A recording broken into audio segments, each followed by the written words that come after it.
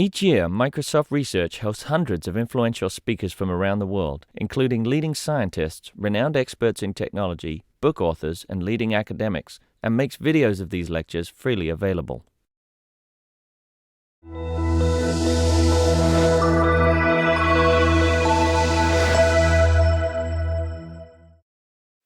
Thank you so much for coming.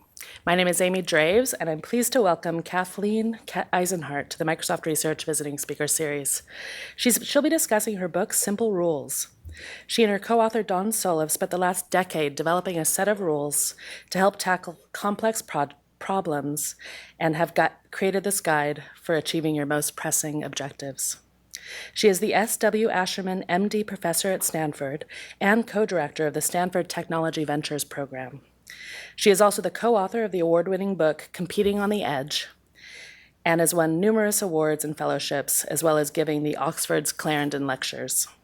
She was recently named the most cited research author over the past 25 years on the topics of strategy and organizational studies, and recently Bloomberg TV called this book the Nerd Book of the Summer. Please join me in giving her a very warm welcome. A couple of my former students are out there in monitor land, so I hope so hello to them. Also, just a little sidelight, I wrote part of the book actually up at the Whiteley Center at UW, which is at the Friday Harbor Labs. So actually part of this came from the San Juan Islands.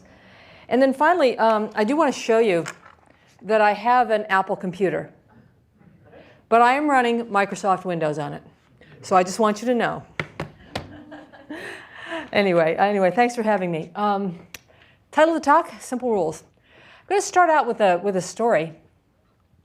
And it's a story about an Army sergeant in Iraq during the Iraq War about 10 years ago. He's in Mosul at the base that's right near the airfield there. And it's just before Christmas time, and he's in the mess line, and he's grabbed a piece of cheesecake. And as he's about to dig into the cheesecake, there's suddenly this massive explosion, and a terrorist has blown himself up and blown up a bunch of other people here at the Army mess. And Sergeant Montoya is a medic, and he ducks under the table.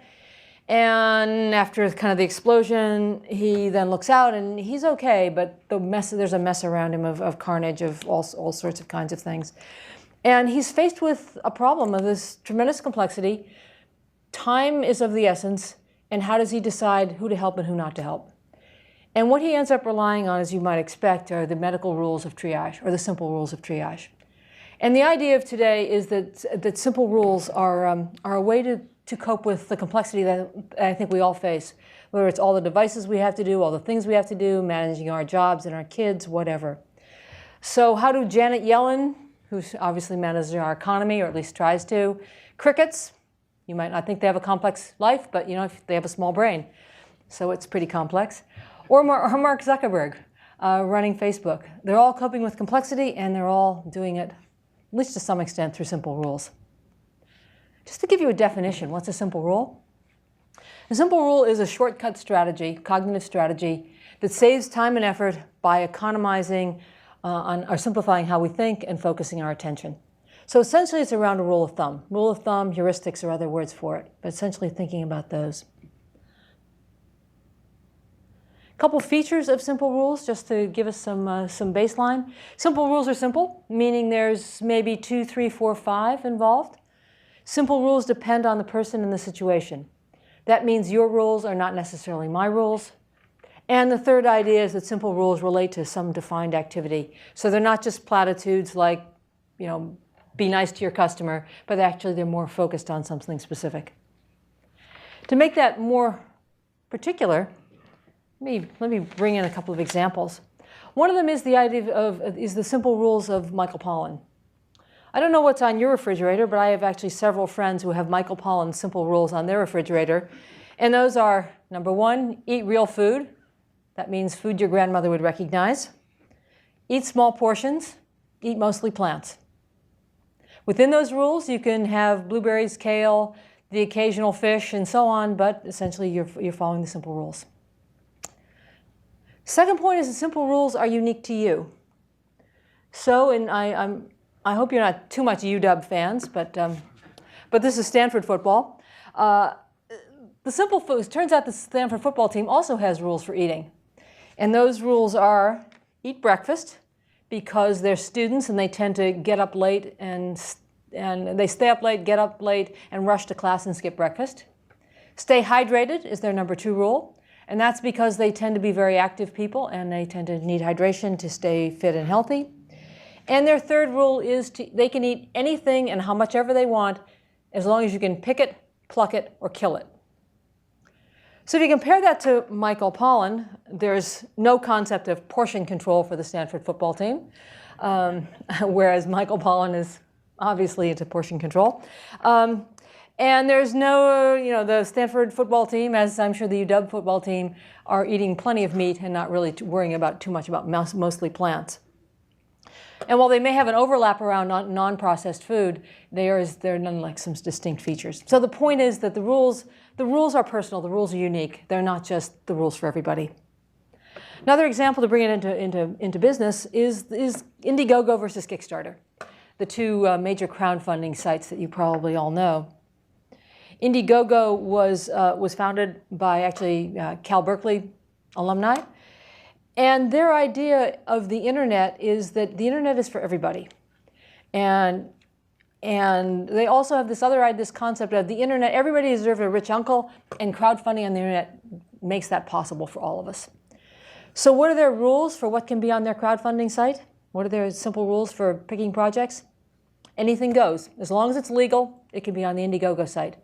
So you can fund your root canal, your trip to Europe, your in vitro fertilization, your new startup, the Jamaican bobsled team. You can fund whatever you want, or at least give it a shot on Indiegogo. Second rule at Indiegogo is around which projects are the featured projects, the ones that site visitors are going to see. And that's an algorithm, so it's an objective, if you will, algorithm that revolves around the popularity of the project combined with how much effort you're putting into the project, at least in terms of promoting the project. So the idea is algorithm that somehow combines effort and popularity. Contrast that with Kickstarter. Kickstarter, I don't know if you've ever posted anything Kickstarter. Kickstarter has 13 project categories, so you have to fit into a Kickstarter category. And they reject about 25% of the projects that actually try to go up on their site. So a curation model.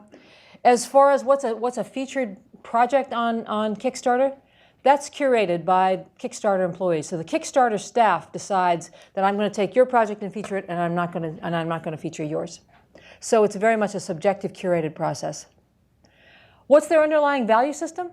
Well, in Indiegogo, it was internet for everybody. At Kickstarter, it was much more around a value around the importance of public funding of the arts. So again, a curation model, public funding of the arts, and a more particular, narrow vision of what's actually should be on the site. So the point is, 2 similar businesses, 2 somewhat different rule sets.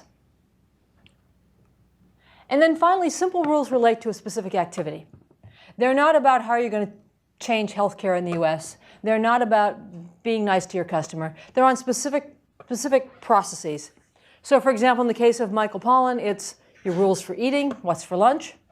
And in the case of Indiegogo and Kickstarter, it's what projects are on the site and what do we feature. So very specific decisions. Okay, that's kind of 1.0 on simple rules. Second idea to dig a little deeper is that there are actually several kinds of rules. I'm not going to talk about all of them, but I'm going to talk about some of them. And it turns out it's important to talk about kinds of rules because some are easier to learn than others, number one. And number two, it's better to actually use more types of rules than one type. And so the fact that it's harder to learn and you should use more type has you then starting to think you may have to actually look for certain kinds of rules. So anyway, the types of rules matter. Let me start with the first type, one of the easy types. Boundary rules. Boundary rules are rules for picking. Deciding yes or no, like can you be on the Kickstarter website or not, or if you have a lot of alternatives, which alternatives are you going to choose? Good example comes from the Weinstein Company. Weinstein Company is a movie producing company. They did The Imitation Game, which is what's in the background there. They also did Silver Linings Playbook. The Artist, back in the day, Chocolat, Pulp Fiction. So a wide variety of movies. Now, if you're sitting there at the Weinstein offices, what you're seeing is a massive number of scripts keep coming to you because you're one of the top Hollywood producers. How do you pick which movies to do? Why Imitation Game and Silver Linings Playbook, for example? Well, there are actually a couple simple rules. One of them is that a Weinstein movie always has a flawed but sympathetic main character. So, for example, if you think about The Imitation Game, Alan Turing is a really irritating jerk. But there is a part of you that likes the guy. You know, there are ways in which he's empathetic. Silver Linings Playbook is also about a person struggling with mental illness. I forget if it's schizophrenia or being bipolar, but he has a fairly serious mental illness. But yet you like him. He's a good guy. Second thing is a Weinstein movie not only has a flawed but sympathetic main character, it is also about a basic human condition. So in the case of The Imitation Game and Alan Turing, it's about not only being somewhat far along on the autistic spectrum, but also being gay at a time when it's illegal to be gay. Silver Linings Playbook is dealing with mental illness. The Artist was dealing with, I don't know if you recall that movie, that's the movie that won the Oscar, and it was a silent movie. And it was dealing with a person who was a star in the silent movies, but he couldn't make the switch to talkies. And so it was about the basic human condition, was about how you deal with fundamental change. King's Speech is another one of the Weinstein movies. So the point is there are two, and there are actually several other rules, but the two primary rules for picking movies. And yet you get a rich variety of movies coming out of that. Well, does that mean that every movie then is really a Weinstein movie, as long as it's not a Disney movie? No. For example, Weinstein would not do Gone Girl. I don't know if you all saw Gone Girl, but there's not one character that you like in that movie. That's just no one is likable in that movie. Or The Birdman. Again, another movie. Did anybody like anybody in Birdman? No, they're not like, you just wouldn't like those people. Then the idea of a basic human condition. Think of a movie like Mission Impossible. Kind of what's the basic human condition there other than frenetic action? So it's not every movie. These rules are screening out some but keeping others. Give you another example, Frontier Dental. This is a small company, and their problem was what their business is they do cosmetic dentistry. They've got a fairly high-tech alignment system. And they were having a lot of heartbreak in doing their sales calls. They were getting about a 3% hit rate in their sales calls. So they sat down and said, well, okay, we're obviously calling on the wrong dentists. How are we going to figure out who to call on? So they started thinking, okay, some heuristics. One of them they thought, well, I bet it's dentists between 35 and 55. Old enough to have money, but not so old they're not innovative. Showing an age bias, I have to say, about who's innovative and not. But it turns out those rules didn't work because it's very hard to tell how old a dentist is. And so you couldn't actually use the rules. So they went to another rule, and that was, how good's the website? A dentist with a good website is probably an innovative dentist who might be interested in our product. Then they went to a second rule, which was checking credit reports. And if a dentist had 3 credit reports within a year that were negative, they didn't call on that person either. So essentially they went to a rule of good website, good credit. Is a dentist worth our calling on? And they ended up with something like a 60% hit rate. So overall, the point is that simple rules can help you choose what to do. Final, just a quick talk, because I'm in Microsoft research, I thought I'd put in a DARPA slide. But DARPA is, as I think we all know, coming out of DoD, and doesn't just pick any project to work on. DARPA picks projects that are on the so-called Pasteur's quadrant, at the frontier of science, and also commercially or at least militarily relevant. Second set of rules that's also kind of easy to learn, and these are how-to rules. People tend to learn these sort of rules, and these are rules for how do you execute a task. Start out with Airbnb.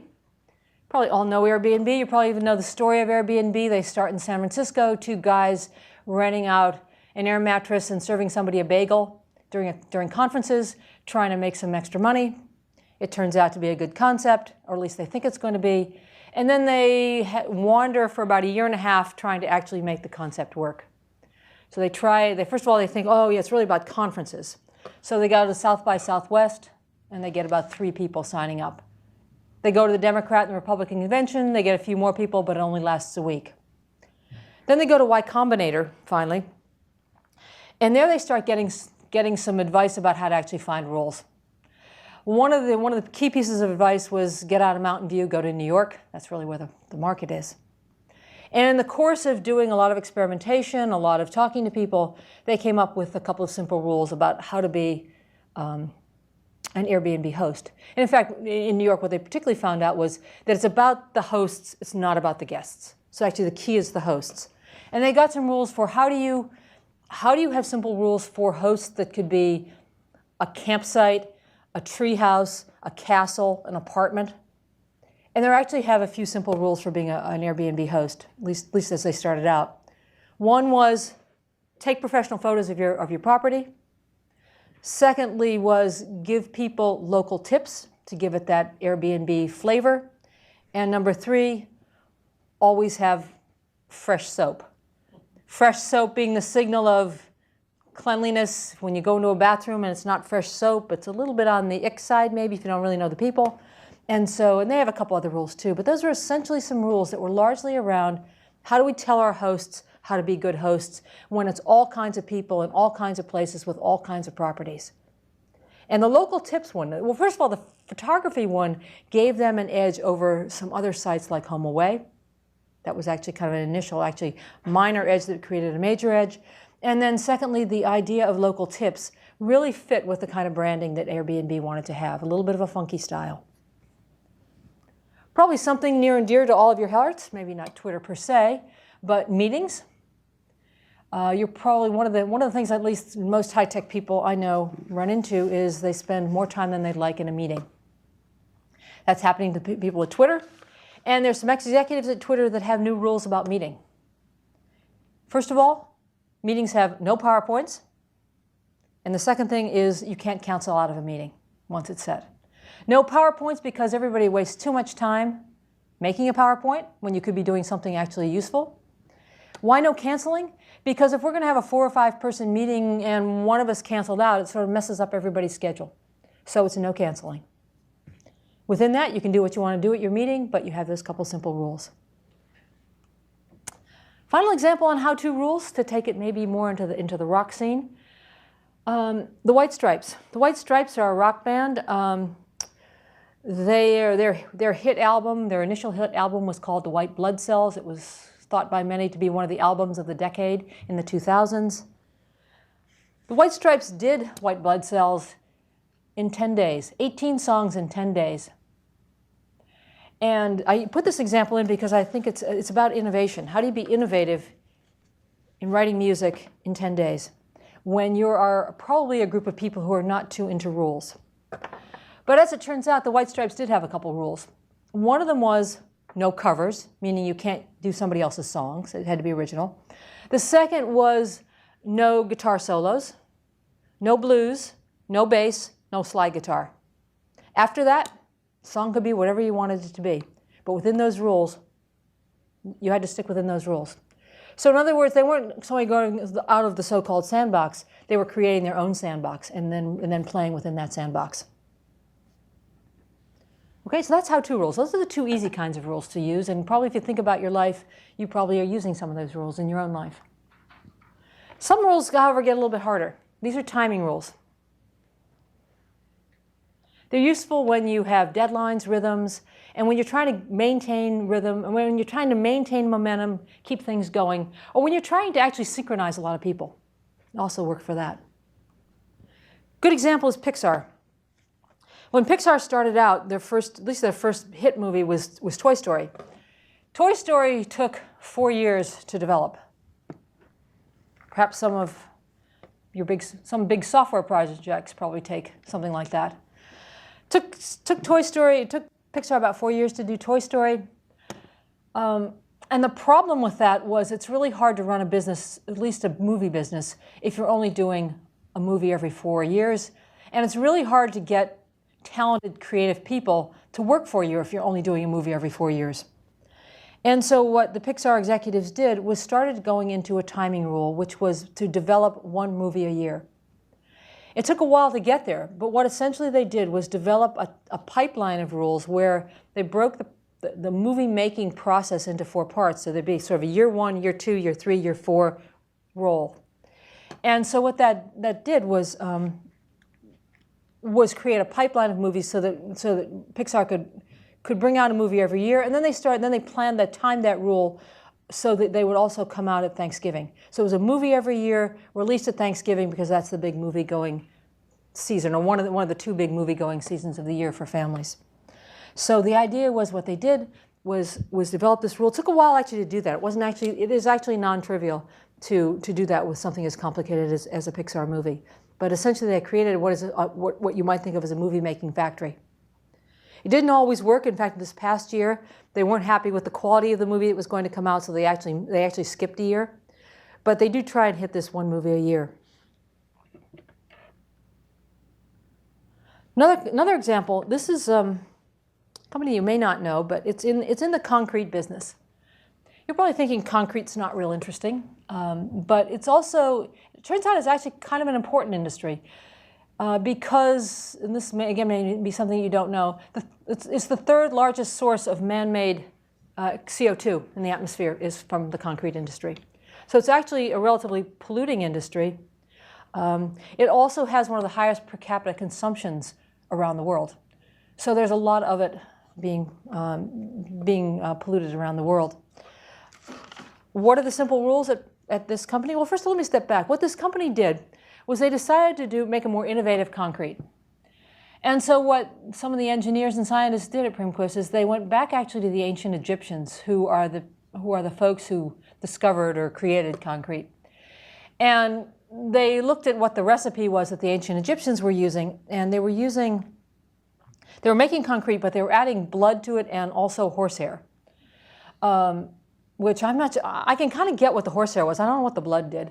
But in any event, there were some properties of blood and horsehair. Well, they sort of went to the 21st century version of that and created a new concrete, a proprietary concrete, where in the production of it, it was half the emissions. You could use less of it, and it was less likely to crack. So less usage, as well as cleaner when you were producing it. So they have this great innovation, and what do they do with it?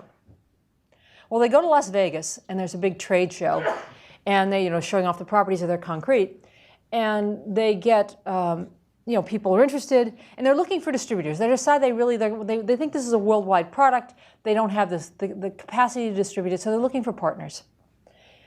And they get, something like 100 or something partners want to work with them. This is a small company, so how do they choose? Well, what they did was they came up with a few simple rules. The first one was, does the partner have a laser screed machine? Now, for you and me, we don't know. I'm guessing you don't know what a laser screed machine is either, but apparently people in concrete do. And it's a signal. What it is it's a quality signal. It's a signal of a partner who is likely innovative and likely high quality and likely relatively big. So that's what that is. Then the second rule they had was actually a timing rule, and that was, we're going to do 3 partnerships, or one partnership every 3 months. So every 3 months, a new partnership, a new partnership, a new partnership. Finally, the hardest type of rule to learn is a stopping rule. Just like it's easy for all of us to get into the stock market, it's always kind of hard to get out. That's sort of what a stopping rule is. And when do you stop doing something? Probably the hardest kind of rule to learn. We got a couple of comments, a couple of examples of that. I started the talk with crickets. Turns out crickets have a stopping rule for mating. If you're a cricket, it turns out mating is really important because you have a very short lifespan and you kind of got to get on it. Female crickets have a rule that says when it's time, you look for male crickets that chirp at over 3 chirps a second. So the more chirping, the better the male. Below 3 chirps, you're not interested in this guy. So how do you find Mr. Right? You look for the big chirpers. But suppose you've been there for 24 hours, time's running out, you haven't found Mr. Right. Then you take the first available cricket. So perhaps similar to, bar rules, whatever. In any event, Cricket, Ms. Cricket has rules for finding Mr. Cricket. That includes stopping. Another example is our friends at the concrete company. After they go back to them, they had their rule about the laser screed machine. They had their rule about every 3 months we get a new partner. They also had a stopping rule. If that partner has not used our concrete in one of their projects within 3 months, we drop them as a partner and move on to somebody else. So they were very quick on dropping people from the partner set. Another example, you probably don't know who that is. That's Steve Blank of the Lean Launchpad. But what you may have heard, Steve Blank is one of the sort of lean startup people. And I use that because I think he's got some interesting ideas. Probably what's best known is his idea of get out of the building, talk to 100 customers, always face to face. That's one of his, it's sort of a constellation of his rules. But he also has some interesting rules about when to stop a project. And I think that's particularly important, whether it's product development or whether it's sales, whatever it is. Steve has some rules around when do you decide that a business is not making it and you need to go in a new direction, the so-called pivot rule. You do it with asking yourself 4 questions. After you've talked to a bunch of customers, your 100 customers, you ask yourself 4 questions. Do customers see the problem that I see? Second, if the customer sees the problem, will they buy a solution from me? Will they buy a solution? The third rule is, will they buy the solution from me? And the fourth rule is, and can I make the solution? If you get the right answer on all those, you continue. If you answer no, you pivot. On any one of those questions, you pivot. So, does customers see a solution? Will they buy a solution? Will they buy it from me? Can I do the solution? Go ahead. If not, if there's a no in there, you move on. And then finally, maybe the final stopping rule I'll just point out is the Mount Everest stopping rule. Probably a lot of you have read the book Into Thin Air, that 1996 Mount Everest disaster. That actually probably was caused by failure to follow the stopping rule. Scott Fisher, who was the expedition leader, had a clear stopping rule. If you're not at the top of the mountain at 2 p.m., you turn back. The day 8 people died is the day he violated that and let people stay up there till almost 4 o'clock in the afternoon, and they were wiped out coming down. So the point is, simple rule of turning back at 2 o'clock, no matter what, was working until the day he didn't do it and it didn't work. Okay, that's the kinds of rules. Let me just wrap up with maybe a deeper, sort of the 3.0. How do you actually figure out the rules? And then we'll open up to questions. So I'll just do this. How to create rules. They can be both personal or, by the way, personal or business. So we can talk about, rules for weight loss, rules for getting your kids to study, rules for finding a date, or we can talk about business rules. But I'll talk a little bit about business rules first. There's really 3 steps.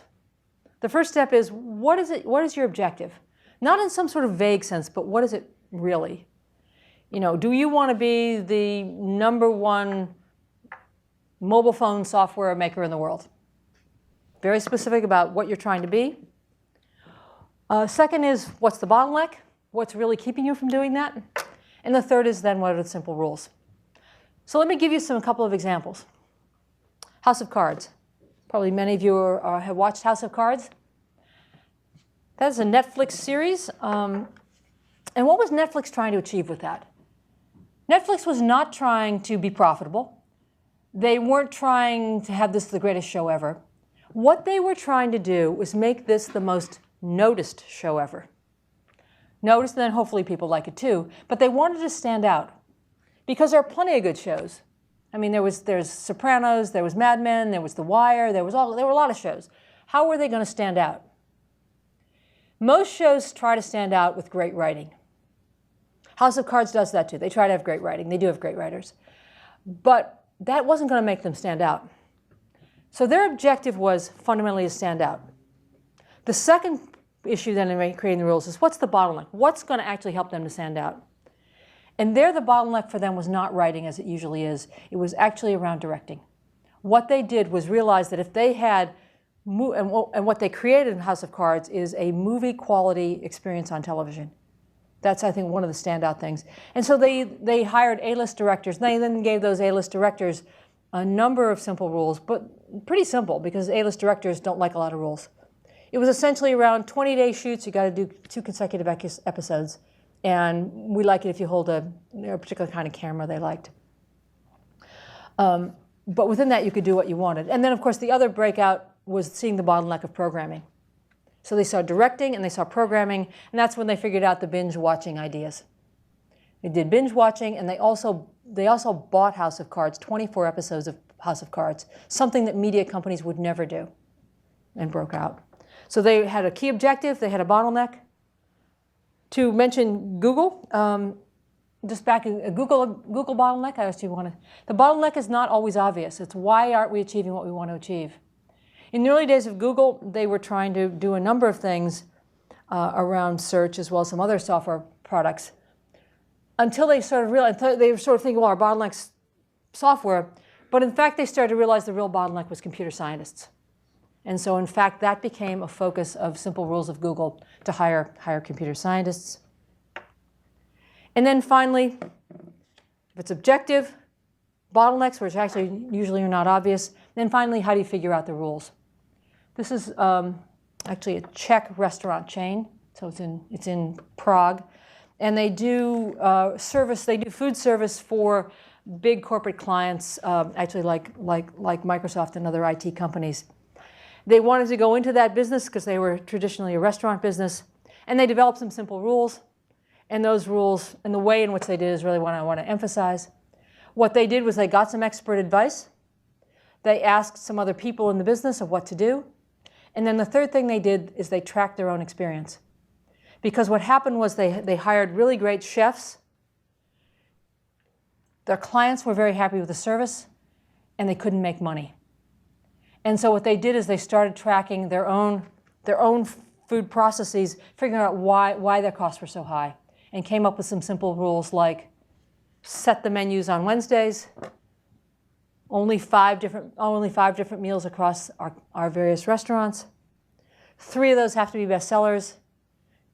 2 of them have to be the same across all the restaurants, and you can only use local or seasonal ingredients. Within that, the chefs could create whatever they wanted. So overall, what's the point? The point is that in creating rules, you think, first of all, what's my objective? For House of Cards, it's to break out. What's my bottleneck? It's not products, it's computer scientists, if it's Google. How do I create the rules? Ask experts, ask my friends, track my behavior. I want to close with this picture, mostly because I like it. I love that picture of this guy, Leonardo da Vinci. But simplicity is the ultimate sophistication, which I think is what the message of this talk is. When the world is feeling complicated, keep it simple. And I think that's the end of the story. So when you're feeling bummed out, there's too much to do, try some simplicity. Okay, thanks a lot.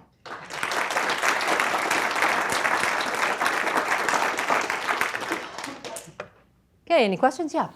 So do you think is there any need to, once you have those rules, to how do you try to enforce or explain those rules to people in your organization? You can well, first of all, you can enforce them because they're fairly enforceable because they're easy to communicate, easy to remember. So they're actually pretty simple that way. As far as enforce, though, I think what we've seen is most successful for people is if it's, let's say in a business context, you actually work with the people you're working with. So you kind of collectively come to the rules. So for example, when Zatisi did their rules about restaurants, they worked with the chefs because the chefs obviously figured out they needed to be profitable. And so they worked with the chefs. So usually it works out best to have people who are actually going to have to abide by the rules think about the rules too, because they also come up with good ideas. Yes? There are some examples of when the rules stop working and how people recognize that and they need to change the rules? Yeah, you can tell when the rules aren't working is because you aren't getting the kind of success that you wanted to have. And a good example, let me see of a good example.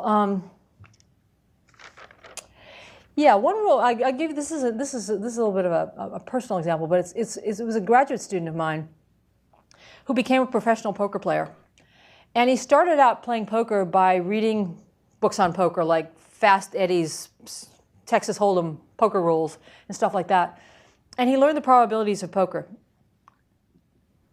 And he started winning at the $1 and $2 tables in San Jose. But after a while, he said to me, I didn't like taking money from people who couldn't afford to lose it. So he decided to go up to the $5 and $10 tables. And the strategy, turns out, changes, because at the $5 and $10 tables, everybody knows the rules. Everybody knows probability. And then the rules become emotion. And so he started to realize, that he had to both control his own emotions and take advantage when people were losing it, when other people were losing it.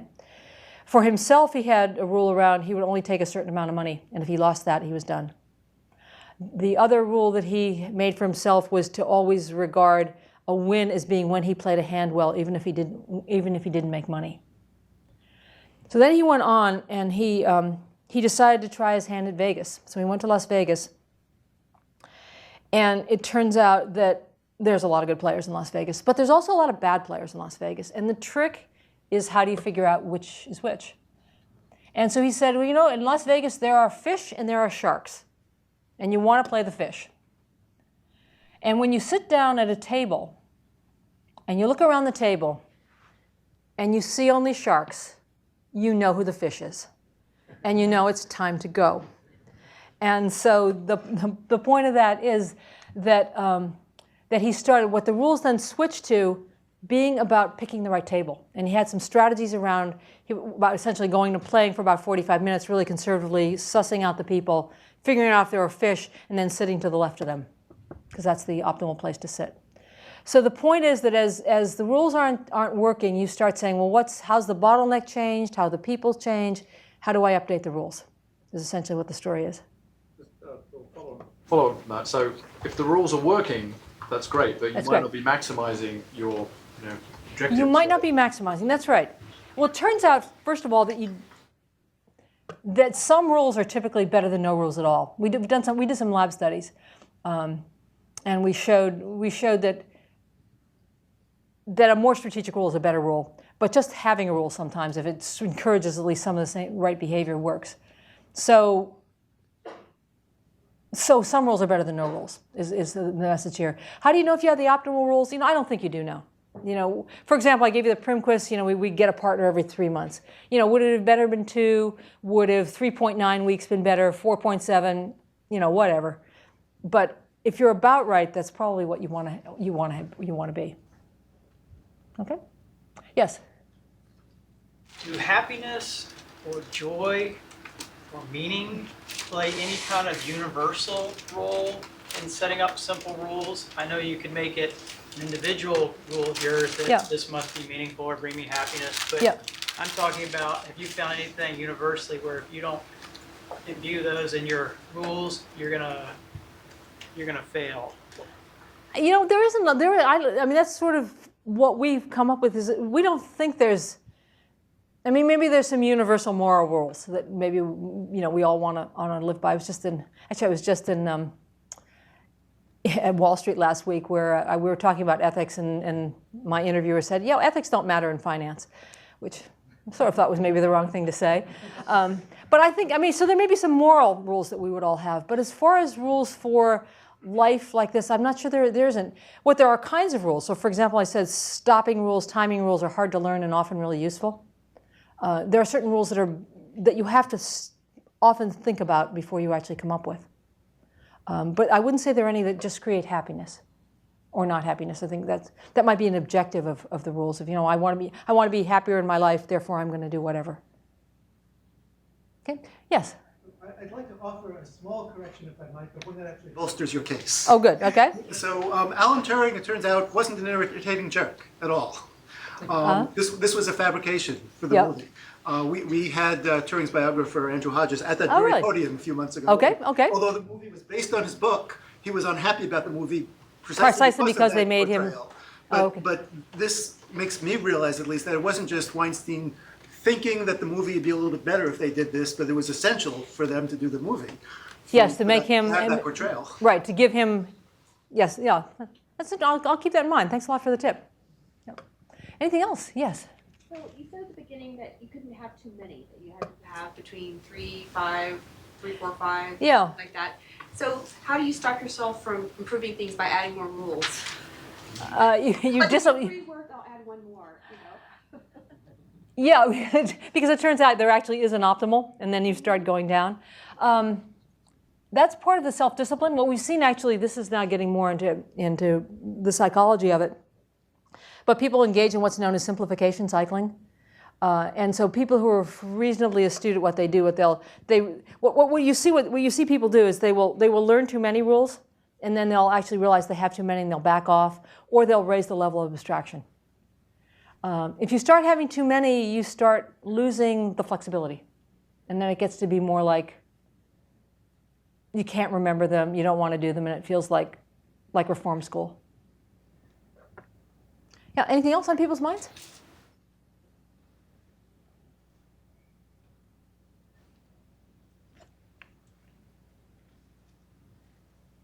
Yes. When is the most recent time that you've developed some rules for yourself?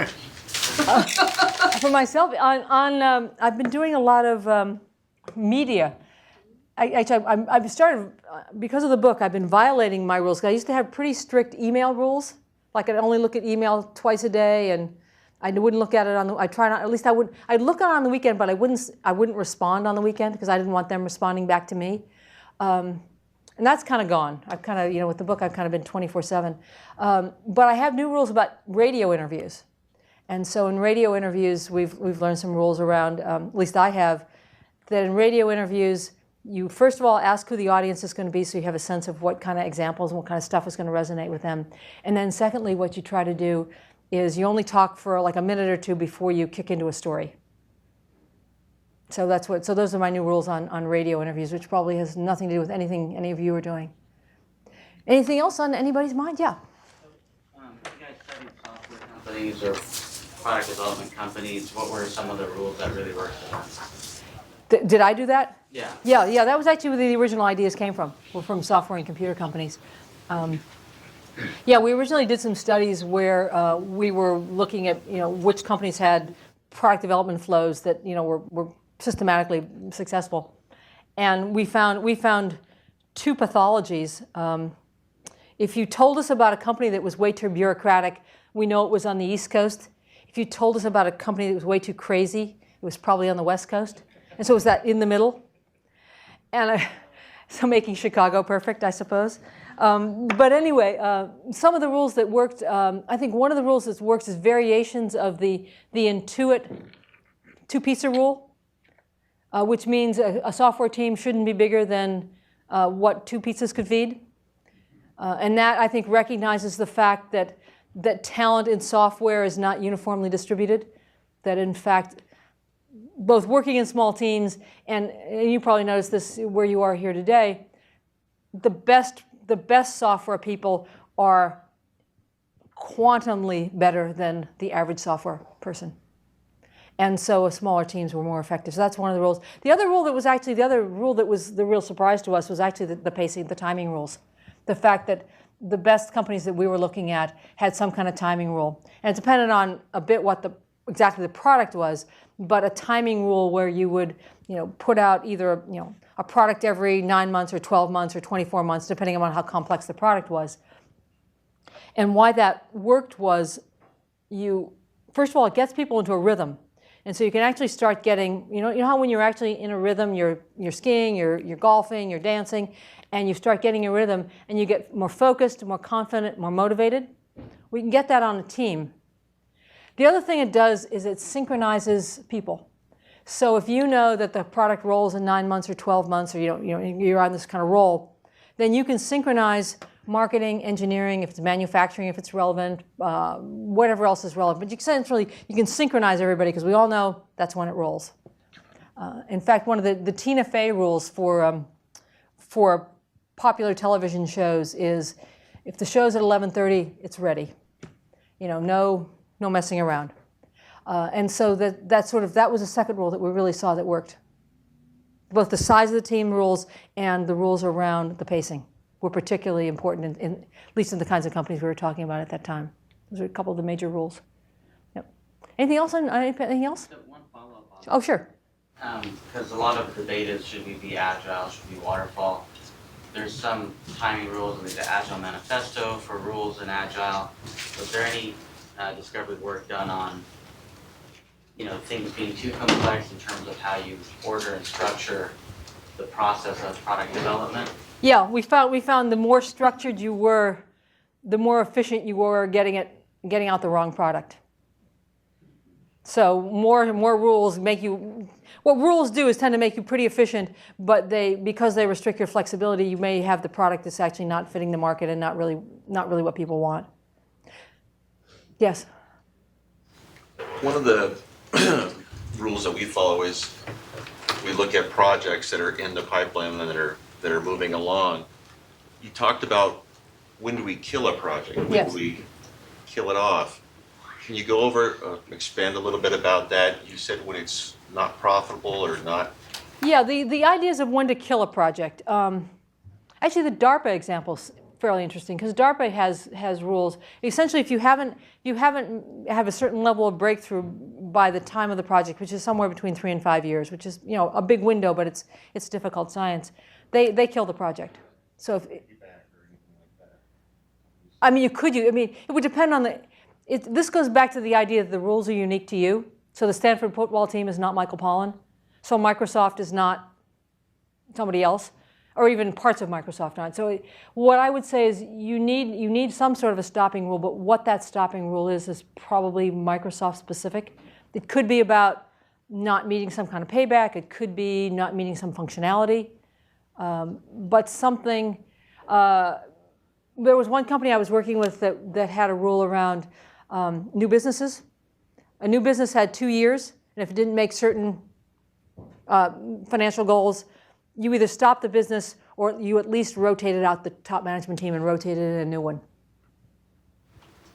So that part's what's the lesson is having a stopping rule. What exactly that lesson is a little more idiosyncratic to what you're trying to achieve. Hey, well, thank you so much. Okay, thanks a lot, everybody. Thanks for coming.